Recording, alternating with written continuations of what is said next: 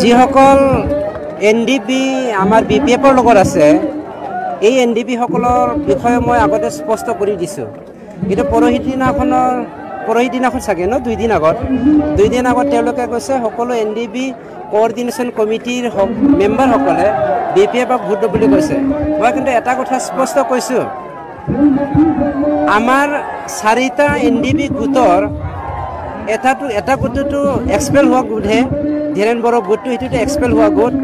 কিন্তু আৰু এটা গোট আছে ৰঞ্জন দৈমাৰী গোটৰ কিছুমান এনডিপি খেদাৰে আজি হাজিৰা খোৱাৰ বাহিৰে বিপিএফৰ হয় হাজিৰা খোৱাৰ বাহিৰে আৰু একো নাই তেওঁলোকে হাজিৰাই খাই আছে 2014 চনৰ পৰা আজি আপোনালোকক মই এটা প্ৰমাণ দিবলৈ গৈ আছো কেইদিনমানৰ পাছত ইউপিপিএলৰ হৈ পেলাই কিয়নো 75% এনডিপি আৰু লিডাৰ ইনক্লুডিং ৰঞ্জন দৈমাৰী আমাৰ ইউপিপিএল পাৰ্টিক সাপোৰ্ট কৰে এইটো আমি খুব সোনকালে প্ৰমাণ দিবলৈ গৈ আছো গতিকে বৰ্তমান যিসকলে বিপিএফৰ হৈ কেম্পেইন কৰি আছে তেওঁলোকে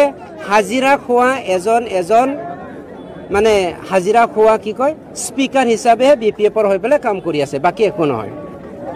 एनडिबि आरखौ प्रमद बरुवा नासयदों होननाय रावखौथ' जोंनि दुलाराय बर'फोरा खोनायोबा लाजिगोन एबा मिनियोसो मानोना जेब्ला जोंनि नाब्ला सारा जेल जादोंमोन कनभिक्टेड जानानै बे समाव प्रमद बरुवा दुलाराय बर' फरायसा आफादनि आफादगिरिमोन बे समाव जोंनि बिटिसिनि खुंथाय आसामनि खुंथाय सेन्ट्रेल गभर्नमेन्टनि खुंथायावबो जोंनि हाग्रामा महिलारियानो दंखायो गतिके बे मोनसे पलिटिक्सनि मोनसे खोन्दोसो जाय बाथ्राखौ दिनै हाग्रामाया बुंनो नाथाय जोंनि बे हारिमुना सारिमु होननाय सासे एनडिबि आरनि मा होनदों पिएस ना मा आं बेखौ मिथिला पार्सनेल सेक्रेटारिनो बिथांनि बुंनायखौ आं आसरित मोनदों बिथांमोना आसरित जानो गोनां गैया 2014 सननिफ्रायनो जाय बिथांमोना दिनै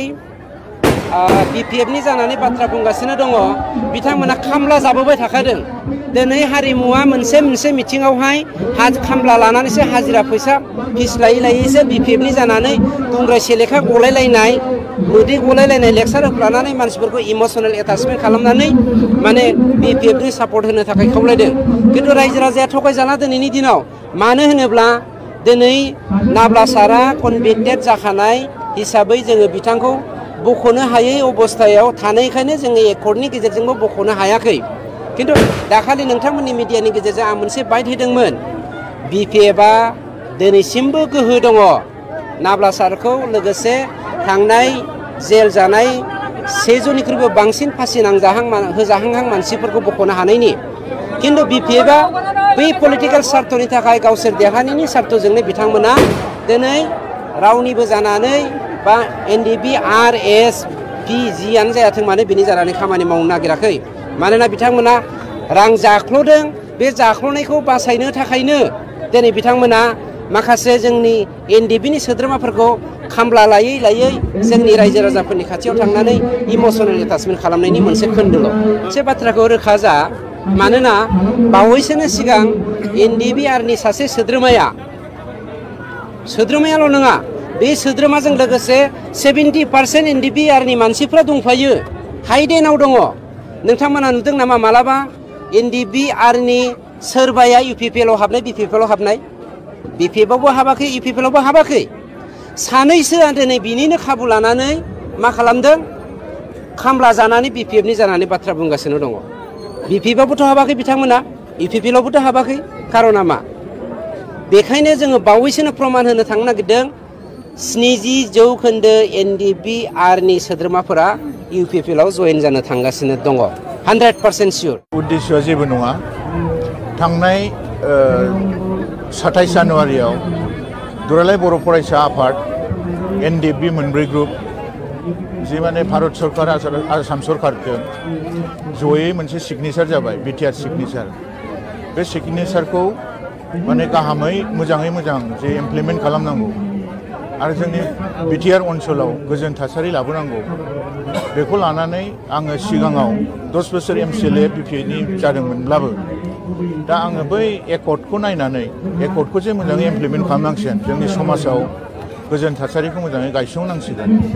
बेखौ जोङो सानलायलायनानै दिनैहाय आङो माने UPPL दलाव जग जानाय जाहैबाय फैनाय जाहैबाय ओमफ्राय जोंनि उद्देश्यआ बेनो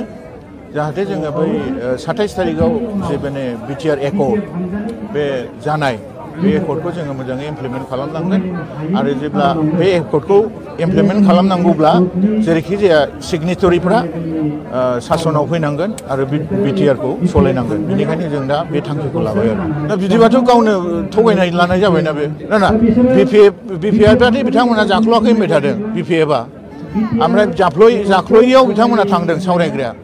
बे मोनथाम गाहाम जुदि BPFनि मेम्बारफ्रा बा चेयारमेनफ्रा जुदि लादोंब्ला बिथाङा बेयाव थांनो नाङामोन BPFआ जुदि जाख्ल'दोंब्ला मानोथो थांखो बिलाय दा ओंखायनो आङो बुंदों माने BPFखौ जे बिथांमोनहा माबाबाय सिंजों बिराद सिंजों माबा खालामबाय आरो मा होनो बेखौ बर'आव माने डाउन माने इंलिसनि डाउन गाहायाव लाबोबाय बे रोखा जाबाय आरो मानोना बिथांमोनानो BPF आरो BPFखौनो जुदि जाख्ल'दों होनोबाथ' बे मोजां जाया हाग्रामा महिलानि थाखाय बे मोनसे एटम बम आरो बे सैथोआसो जाबाय थादों BPFआ जे सिगां गावसिनि सासनाव गोबां दुर्निति खालामबोबाय साख्रिखौनो हक थाखा फैसाखौनो हक गोबां न' बां लुनाय रायजोफोरनि गोबां जे दुर्निति जाबाय बे रायजोफोर सासननि उनाव माबा प्रमान जाफैबाय देख दाख्लै माने 7 तारिखआव जोंनि BTC जे प्रिन्सिपाल सेक्रेटारि गभर्नरनि दैदेननायाव जे सासन जाबाय बे प्रिन्सिपाल सेक्रेटारिया देखै हाग्रामा महिलारिनि जोंनि दुर्निति साख्रिनि दुर्निति बेखौथ' 7 तारिखआवनो देखायबायना 29टा ट्रेन्सपर्ट डिपार्टमेन्टआव साख्रि होनाय हाग्रामा महिलारिया दुर्नितिबाबो साख्रि होनाय बेखौथ' नोङो प्रिन्सिपाल सेक्रेटारि दाखै केन्सेल खालामजोब्बाय बेयावनो जों मिथिबाय माने रायजोफ्रा बुजिनो हाबाय माने थांनाय 17 बोसोराव जे BPFआ दुर्निति खालाममारदोंमोन बे देख प्रमान जाफैबाय UPPLआव उद्देश्य लानायनि मेन कारनानो जाहैबाय मा BTR एकर्डखौ दाफुंगोनानो जाहैबाय दाफुंगोन आफादानो जाहैबाय UPPL दिनै BPF हानजाया BTR एकर्डखौ एकर्ड जाखांनायनि उनावसो नाफस खालामनाय बा एक्सेप्टेबल खालामै जाबाय बेवहाय मा उद्देश्य दं जों बेखौ मिथिया BTRआव जोङो साफ्रोमबो नायोब्ला बुंनो थाङोबा गुबुन हादरसानिफ्राय बा स्टेटनिफ्राय BTR एकर्डआवनो साबसिन हामसिन दफा दङ दा बे दफाखौ मावफुंनो थाङोब्ला जोंहा नैबे गोदानै सरकार पार्टी दानाय UPPL आफादानो बे BTR एकर्डखौ दाफुंनाय जागोन एसे सिगाङाव आङो माखासे मानसिफोरजों थाफानानै आं बिसोरनि माखासे आदर्शफोरखौ आं हमनो हादों बिसोरनि आदर्शआव BTRखौ दाफुंनायनि जेबो थिरांथा गैया आरो बेजों लोगोसे जोङो BPFनि माखासे खामानिखौ 2003निफ्रायनो जोङो नुबोगासिनो दङ दिनैसिम 17 बोसोर जाबाय BPFनि खामानिया दिनै BPFनि खामानिखौ जों नायोब्ला जेबो नुवाखै होननानै बुंजायो मोनफा मोननै फिसा फिसौ जेनेबा लामा दंग'आ फिसा फिसौ जादों बेबो साक्सेसफुल कनस्ट्राक्सन नङा आरो दिनै किसुमान माबाफ्राव न' स'फोरखौथ' आं जेबो होनला न' बां जेनेबा IOIफोर मोननायाथ' जेरै सरकारनि मोनसे यजनाखा बेखौ बयहाबो मोनखायो बिफोर BTC बिनि सिगाङावबो न' बाङा मोननाया बयहाबो रोखायै दिनैसिम दङ दिनैसिम दिनै बायनानै थाङाखै दा BPF सरकारासो न' सेंसन बानायनानै गोदानै आसनि बानायदों होननाया बे जों बेखौ गनायनो हाया बेवहाय बुहुत एलोकेशन माने बुस्थुआ बुंनो थाङोबा जाख्ल'नाय लोंख्ल'नाय बायदिसिना बेबायदि होनाय जाबाय आरो जेरै दुर्निति होनो आसामिसफ्राव दा बेफोरखौ जोङो सैज्य खालामनो हाया दा BPFआव थाफानाय जादों बै समाव जेनेबा साननै सानथामसोआ बेवहाय जों थाफानानै बुजिनो मोन्दों मा बेफोरो रायजो राजानि थाखाय BPF सरकारा मावनानै होनो हानायनि जेबो केपासिटि गैया थांखिबो गैया केपासिटिबो गैया गावबागाव सेल्फिशनेस आइडिय'लजि दं बिस्रा दा आं बुंनांगौ खोथाखौ नै दा एसे सिगाङाव बे माबायानो बसुमतारियानो बुंलांबाय आंनि लोगोआनो दा आं फंनैसो बुंबावगोन दा जों एस ग्रुपनिफ्राय बे सावरायग्रा ग्रुपनिफ्राय जों जे दा इउपिपिएल हाबनाय खारन दा बावैसो एसे सिगाङावहाय माने 27 जानुवारि खालारखालि एकर्ड खालामदोंमोन बे एकर्डखौ बिथाङा सावरायग्रा बा बिसोरनि बिपिएफनि लिडारफोर बिथांमोना माने बे एकर्डखौ गनायनानै लाया बिदि बुंनायनि थाखाय माने जोङो उसुबिदा मोनदों आरो बिनि उनावहाय गोबां खोथा बुंबावदों आरो जोंखौ थगायनानै दोननायनि खोथाबो दंबावो जों दिनै आइजो माहारि जानानै एबा बिमा माहारि जानानै जोङो गिबिनिफ्रायनो जोङो नांगोलाव भट होबोदोंमोन नांगोलाव भट होसेयावबो जोङो जेबो मोनाखै